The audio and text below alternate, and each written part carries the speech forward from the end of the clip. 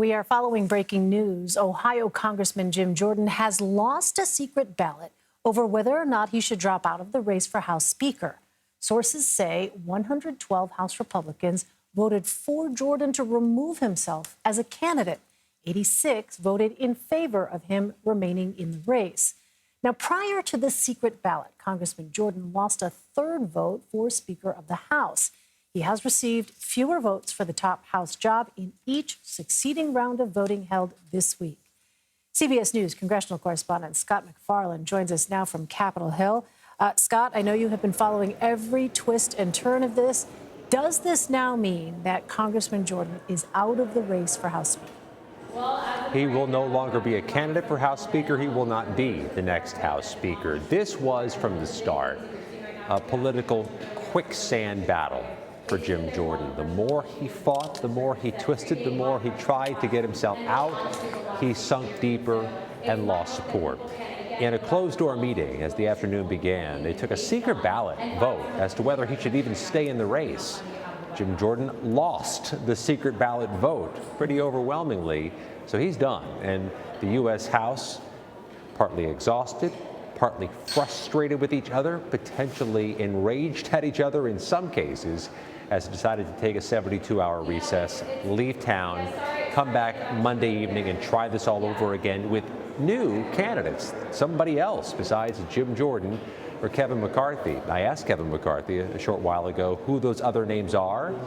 He wouldn't say. We know just one of them, Kevin Hern of Oklahoma, has expressed interest in running.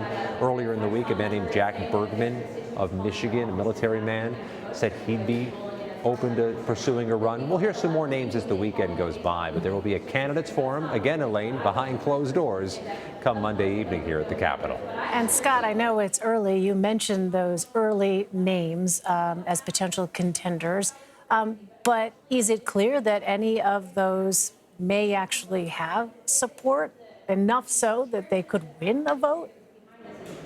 They have a couple things going in their favor, a couple things going against them. Let's start with what's going in their favor. There truly is frustration and exhaustion that this has dragged on so long, and a palpable sense they got to reopen the House. They are missing important duties, and this looks terrible for House Republicans. So that may help any would-be candidate who comes Monday night. Also, fresh names, fresh faces may have less friction with some of the factions inside the House Republican Conference. But that's the downside, too. There are several factions that have formed and really firmed themselves up through this process. There's a trail of bad blood, metaphorically, in the hallways behind me because of what's going on inside this own Republican family, this Republican conference. And whoever is the next candidate is going to have to deal with that, too. So given that acrimony, Scott, is that the reason for this 72-hour sort of timeout here, the House not meeting again until Monday, as you said? It's been without a leader for more than 2 weeks. Some might say, well, why not push through? Why don't these members go through the weekend to try to come to some sort of resolution?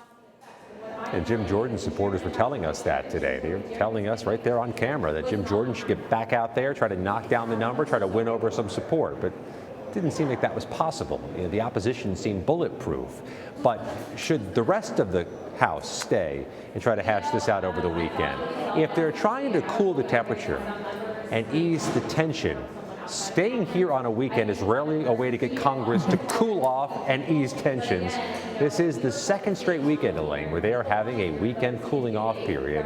Let's see if it's more effective this time. Yeah, it'll be interesting to see if any of these dynamics have changed. Scott MacFarlane on Capitol Hill. Scott, as always, we thank you. Thank you, Elaine.